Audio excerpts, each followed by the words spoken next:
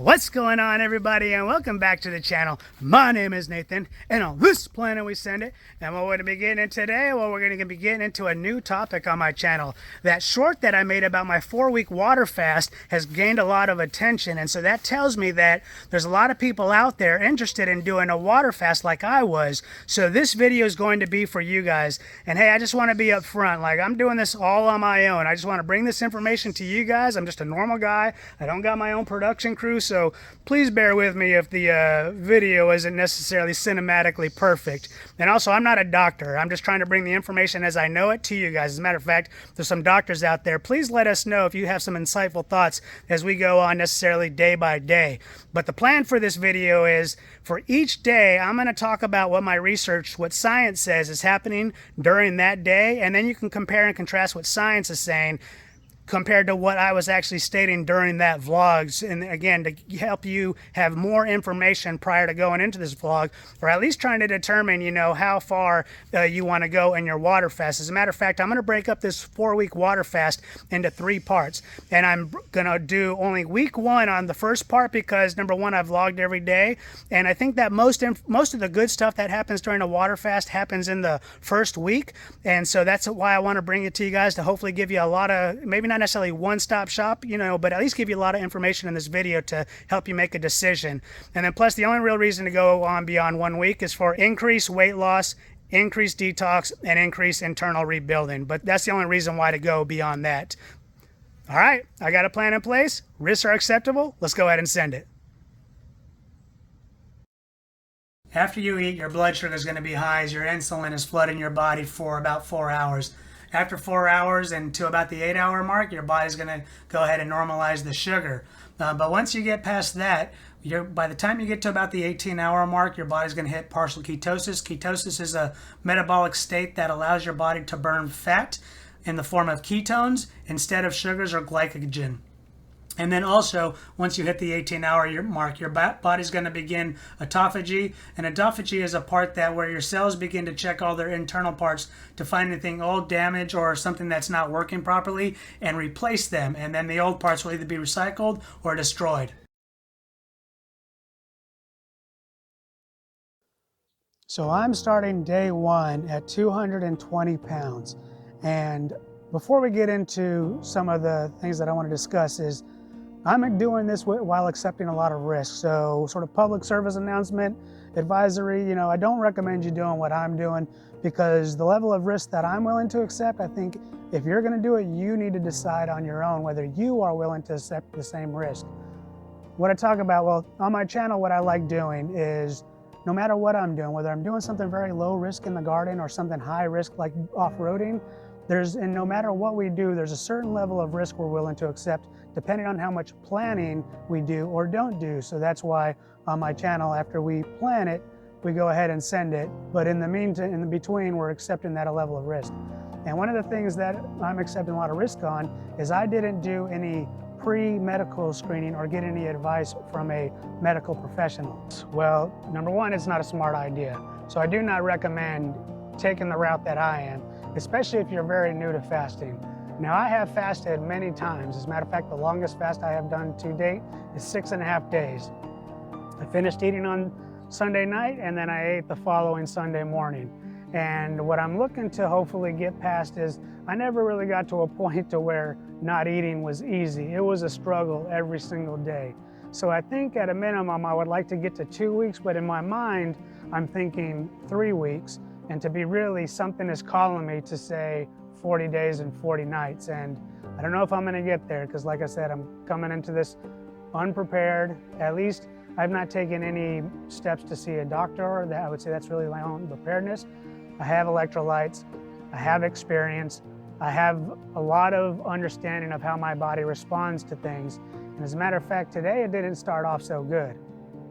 I think that today didn't start off very well because I didn't start off with any diet changes before going into this fast. Literally, I just decided to do it last night after I ate. Last I ate was 8:30 last night, Sunday night, and it was steak with some fried tomatoes and onions with a little bit of rice and homemade French fries. And so I'm kind of going into this without being prepared from a diet perspective. And I think that that hit me today because today I had a serious headache. Not a serious headache, it came on very slow, but by the time I got home, I did end up having to take some medicine and then I rested for a few hours. It felt like this was the first time where I was feeling very low blood sugar. And so I had not experienced this before. As a matter of fact, the other thing that is different than any time that I fasted is I did not have any coffee today. And I am a very big coffee drinker. So I think I'm throwing quite a bit at my body. Again, it kind of goes into, this is the risk that I'm willing to accept. If you're willing to accept something like this, you really need to think about the little nuances on what you're going to be planning on doing throughout your diet and how they may affect you physically. So for me, I know that at the point to where I'm due for a physical. So if I feel like I'm doing really bad by any chance, then I'm just going to go ahead and schedule my annual physical and we'll get seen by the doc. That's going to be one of my mitigating factors. The other mitigating factors is I could just stop completely outright and then just slowly start eating again. But at least this time, hopefully that I've gone through my diet long enough that I have motivation to fix the way I'm eating, because I've always been fasting. This is probably the third or the fourth time that I'm doing a week-long or more fast, and I've always kind of ended up back to where I was because I didn't necessarily change my lifestyle, and that's what I'm looking to change here. I really haven't felt too much hunger. My stomach definitely was growling early in the morning, hasn't really since. And I've been feeling I think just kind of feeling that low blood sugar. I've just been kind of out of it. So I haven't really felt too much hunger. Right now, I'm just looking at my family preparing dinner, and it's kind of more of a mental challenge at this point, just willing to resist. When you get to day 2, you're probably going to start feeling more thirsty than normal. And this is important for you to drink water, because without insulin, it's not telling your body to intake nutrients to include water. So it's important to drink lots of water when you're fasting and add salt for a better water retention. But when you get into day 2, you're going to have additional ketosis going on and additional autophagy. The other thing is by the end of day 2, your body starts producing growth hormone, and that also assists with some of the rebuilding of your internal organs.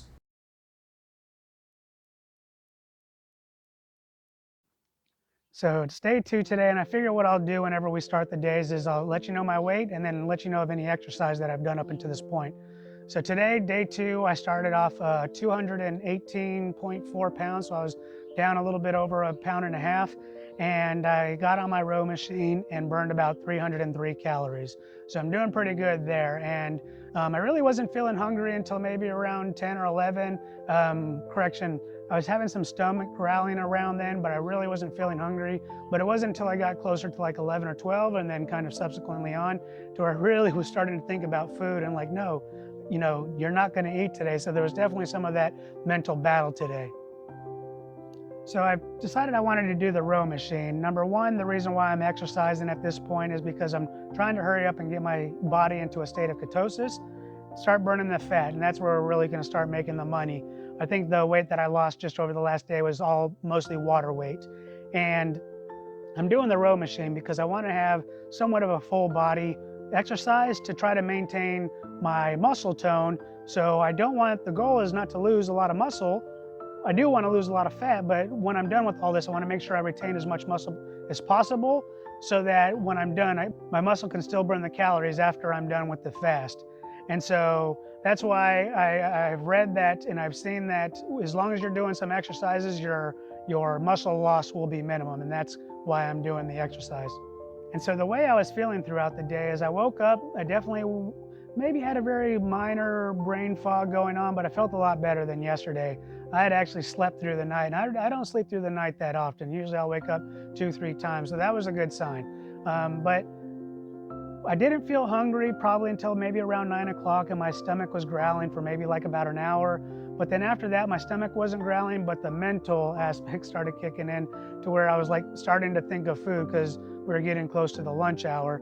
And I decided probably was thinking about food, I don't know, 20 or 30 times throughout the day until I got home. But right now, I'm feeling pretty good. I'm not really feeling hungry, although I am seeing my family eat. So I'm kind of like having to remind myself, nope, I'm not going to be eating.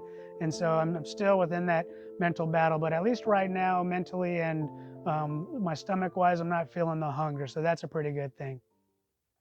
After 48 hours of fasting, your body is experiencing increased ketosis and increased autophagy. You will still feel tired by the end of day 2 due to the lower glucose levels in your body. However, your body is adjusting and beginning to make new glucose via a process called gluconeogenesis to maintain normal glucose levels, at least normal levels for non-diabetics. However, by 54 hours, your insulin levels have dropped to its lowest level. And this is where those with type 2 diabetes, those who have insulin insensitivity, begin to see the body naturally resensitizing itself to insulin. Although there's mixed information out there about taking electrolytes, I chose to take them as a precaution because on the days that I didn't, I noticed a difference. But by the end of 48 hours, taking in no calories, no protein, no carbohydrates, your growth hormone levels now are up to as much as 5 times the normal level.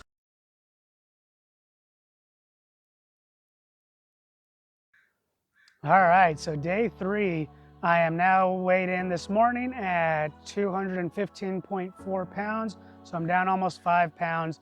I'm fairly confident that's pretty much all water weight. I'm not really seeing anything different with how my clothes feel, so I don't really think that that's very significant at this point. It's pretty much just nothing as far as I'm concerned. But if anything, it's a start. The other thing is this morning as I'm on the row machine, I did 31 minutes for 370 calories, and it was kind of odd. I feel like maybe some growth hormone might be kicking in. I'm gonna have to double check that, but I think growth hormone might be kicking in because after my row machine exercise this morning, like I was feeling pretty tight under my skin. Like I was feeling my abs especially, feeling pretty, like I could feel my abs again. So I'm gonna answer 2 questions. Number 1, Nathan, why are you always in the same clothes? This is day 3 and you're wearing the same clothes. Well, I'm doing that intentionally because I'm wanting to reduce the variance on how my clothes appear they might be fitting as I go through this process. Now, I don't know if I go past this first week, I'm going to basically just have different sets of clothes, but at least for each week, I'm going to try to use the same clothes to reduce any variance. And then why am I doing this in the first place?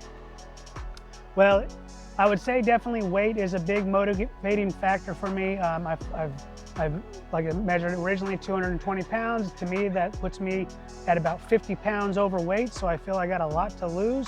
That's why I'm considering maybe one of these longer duration fasts. Another reason why I'm considering this is because for those that know me know that I've been like dealing with various like surgeries and stuff, and it seems like I've been in constant recovery.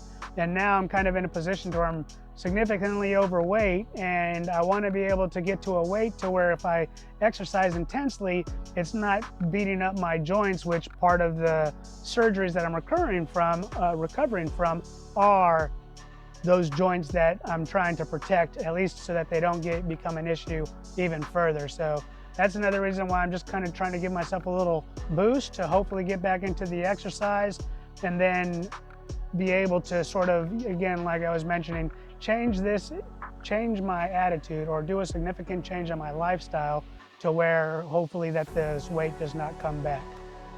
So on day 3, some of the things that I'm realizing, in addition to maybe like that growth hormone might be kicking in and feeling the tightened muscles underneath my fat here, is I'm also noticing that like my smell is really starting to become a lot more sensitive.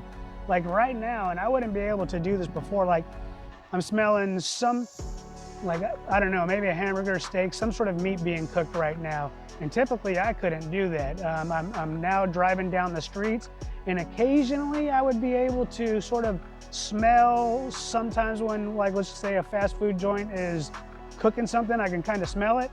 But right now, yeah, whatever that is, it smells good. But yeah, sometimes I could be driving down the street and occasionally smell it, very rarely.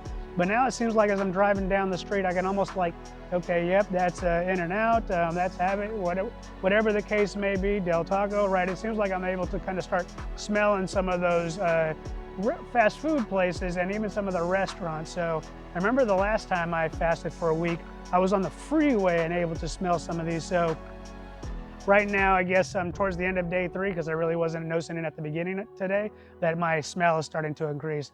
And as far as how I felt throughout the day, after my workout, I felt pretty good all the way up until maybe about 9 o'clock. And from 9 to about 11, maybe a little bit more, my stomach was growling occasionally. And throughout the day, there was definitely some times where, like, I'm in a conference right now, people are eating donuts, and I'm just like having to mentally battle that hunger. And I think now the hunger battle is going to definitely be more mental, because to be honest, when I feel the hunger in my stomach, the growling, that really does nothing for me. It's like as soon as like I'll just end, like I found myself already starting to contemplate what's my first meal gonna be. And I found that that was immediately torture. I was immediately torturing myself. So I'm just deciding that I'm not gonna do that. I'm just gonna kind of focus on each day on not eating and not necessarily what the end is gonna be until I decide when the end is gonna be. Going into day 4, your body is in full ketosis and autophagy, and you'll probably notice the difference in your energy levels and mental clarity. However, your digestive system is now in the process of shutting down, so it's important that if you fast more than 3 to 4 days, you should definitely look into how to break a multi-day fast, or else you're going to experience an uncomfortable feeling as the food moves through your GI tract.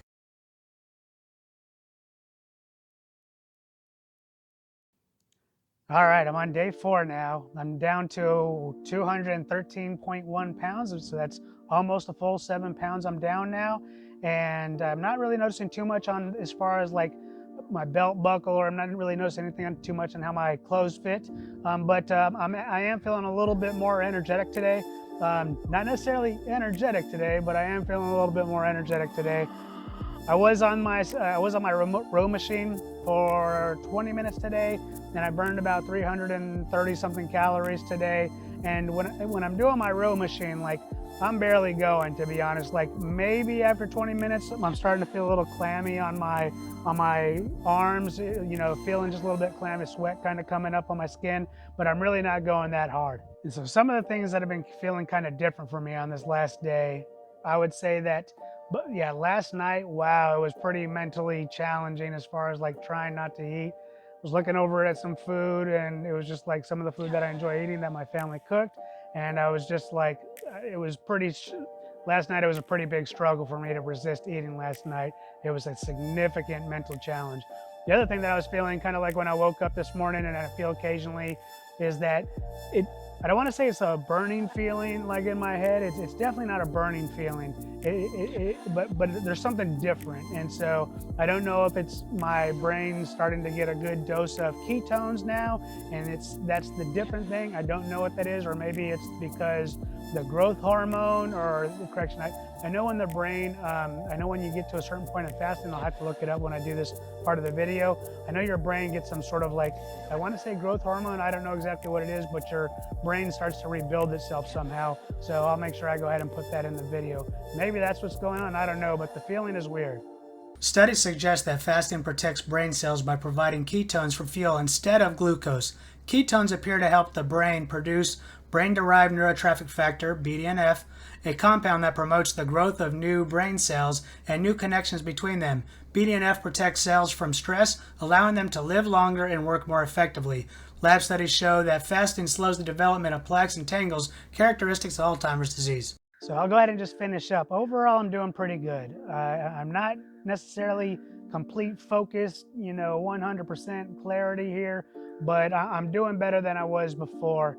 And I'm feeling pretty good about where I'm at. We're approaching the end of day 4 today, and I feel like I can definitely go more. So I think at least at this point, I would like to do at least 2 weeks and try to get past that marker that I've been before.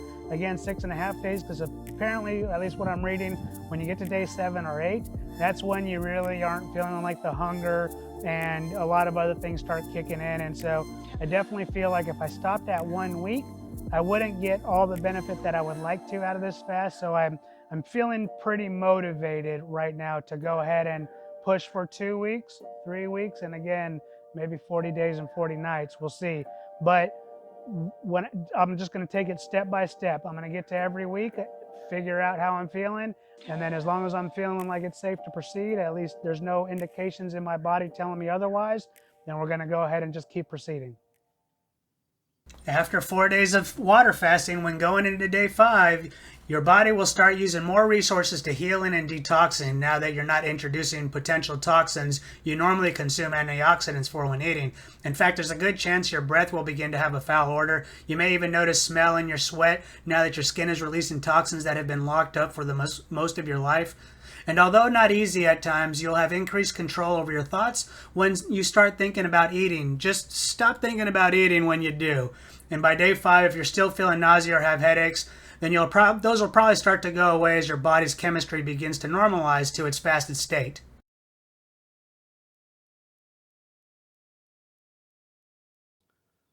All right, good afternoon. It is coming to the end of day 5. Weighed in at about 213.2 pounds, so I'm down 0.7 or 0.8 tenths of a pound now. And so I'm pretty confident have dropped all the majority of my water weight, and I'm now starting to get into just burning straight fat. So I'm pretty happy about that. Although I will say though, I mentioned on day 2 that basically from day 1 to day 2, I slept pretty good. I haven't been sleeping pretty good since then though. I do want to let you know that.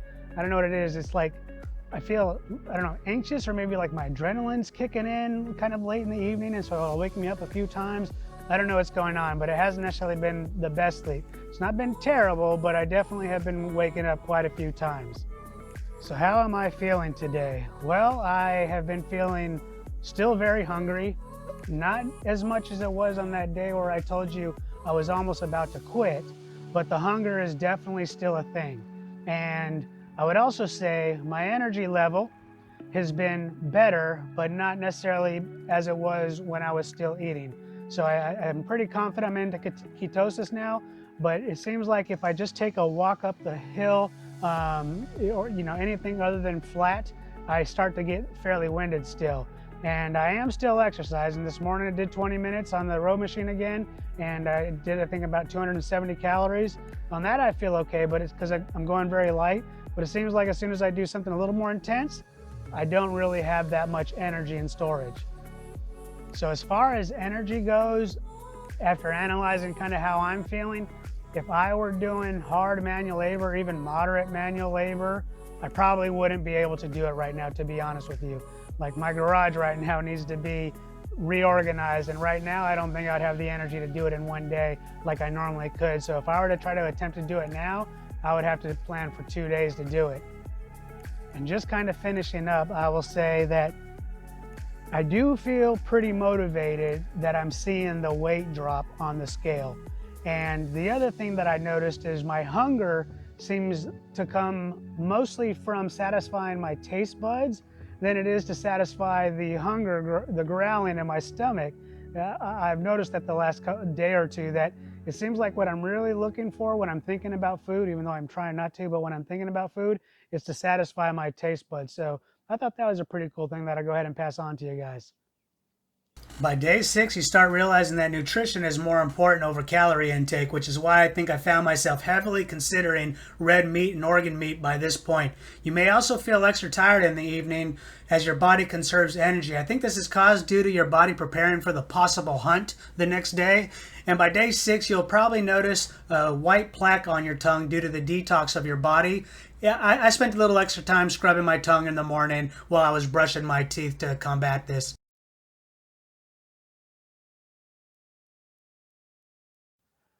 Good evening. So today I weighed in at 209.8, I believe is what it was. So I'm down 10 pounds now in about 6 days, today being day 6. I did an exercise today. I was out off-roading, so I didn't want to overexert myself. We was out at the desert. Today it was 100 degrees out there, and in San Diego we've barely been getting into the 70s, so I didn't really want to kind of overdo it by exhausting myself out there in the desert, especially since I still don't feel that strong quite yet. As a matter of fact, when I got up this morning, I had to get up just a little bit earlier, and got up, and as soon as I got up out of my bed, I started like feeling dizzy, like I was about to fall over. And so my energy is feeling better. I'm not quite to where I was. I don't know if I ever will be, to be honest. We'll see how it goes. Hopefully, if I do choose to proceed past this first week and I go into the second week, when I get to the point to where you're not really feeling hunger and you got the energy and everything, hopefully that kicks in, because I'm really looking forward to it. So how have I been feeling? Like I mentioned, I'm not really feeling that much energy quite yet. Well, not necessarily that much. I'm not feeling up to normal energy levels yet. Also, I don't recommend watching shows or videos on, carnivore diet or keto diet or any kind of diet or anything about food, because I thought I would watching something educational last night, and the more the guy talked about which foods to eat on which diets, I really almost came to another, like, I'm done with this diet, I'm just gonna go carnivore, I'm just gonna go keto, or maybe I'll just do keto paleo. But it was just kind of like, that was torture for me last night. So in one of the videos also that I was watching last night, the gentleman stated something that reminded me of something that I think about often, which is how hard it is to find food without sugar. And he had basically said he was going to cut all sugar, I believe it was for like a week or maybe it was 30 days or something. And he was like, he went into the grocery market and it was very difficult for him to find anything without added sugar. And it just kind of resonates to me, like, why do people need to put sugar into peanut butter?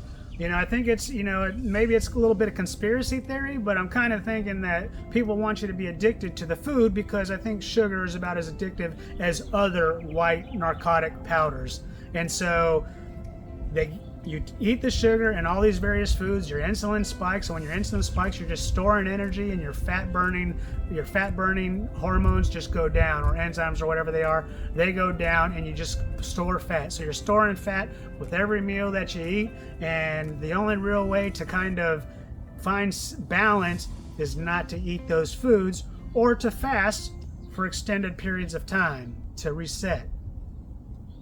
If you're ending your fast after 7 days, remember, don't jump right into it. Definitely look into how to break a multi-day fast. I'll be discussing how I did it at the end of my series.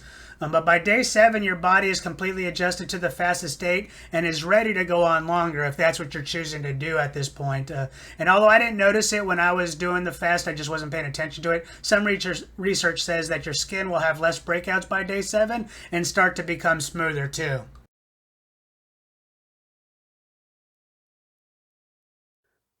Good evening. All right, coming to the end of day 7, I weighed in at 207.7, so that was a pretty good jump from yesterday. I think that was due because I was out in the desert. This morning also when I got up, I did row machine for about 24 minutes, and I burned 400 calories, again, keeping it real easy. Also, I was out with my son, training him how to ride a bike without training wheels, so I was kind of running next to him, just a very light jog next to him, and I don't know how much I burned, but I was starting to get pretty tired. So you may have noticed I'm in different shorts today, and that is because the shorts that I have been wearing is starting to feel really loose. So as I walk, they're kind of like falling down. And unfortunately, I've had those shorts for a while, so the elasticity is completely gone. And so that's a good sign. I was actually seeing some signs of a reduced waist on Friday when I went to go ahead and put on my belt for work. I was about half a notch down, and so it looks like things are actually starting to show, at least qualitatively, the way things feel. Quantitatively, the weight's dropping. Still got a lot to go, so I don't feel like I'm making too much ground, but I'll take what I can get. So tomorrow I'm gonna go ahead and weigh myself to give myself the total loss for the first week, and I'm pretty excited on that. I don't think it's gonna be much more than I was this morning, but that is gonna sort of wrap it up on what I was able to drop in just 1 week, and I'm pretty excited about that. I think the big thing that I've decided to do, at least at this point, coming to the end of week 1, is I'm gonna try to go for another week. Next week, I'm probably not gonna be able to do as many vlogs. We'll see, but I'm gonna be on travel for 4 days next week, so I'm not quite sure how I'm gonna be able to keep up with the vlogging. So next week might be a little bit short. All right, that's going to go ahead and wrap up this video. And I do want to just finish up with a quick summary. So one of the things that I forgot to mention, I believe on day 6, is where I was talking about how, I think adrenaline was kicking in. I went through my notes, and that's actually, there is something about adrenaline, how your body uses adrenaline to go ahead and counter the effects of your body also reducing its normal metabolic rate. So as your metabolic rate begins to lower, your body starts using adrenaline to give it energy that it needs. needs. And you know, there's a lot of things out there talking about the bad things of fasting. And I'll say the only things that I noticed, at least during the first week, is yes, I was feeling less energy. Yes, I had a headache early on. Yes, I had a brain fog. And I did notice a difference if I wasn't necessarily taking in enough salt and electrolytes. That affected it. But so far, at least from what I was feeling, that was about it during week 1. So there's a lot of people out there putting a lot of negative information about water fasting. Maybe it's true, but for me, those are the only things that I observed. So if you plan to stick around and watch the next 2 parts of my series where we talk about weeks 2 and 3 and 4, then I'll see you then. If not, thank you for watching. I hope you enjoyed this video, and I'll see you on the next one.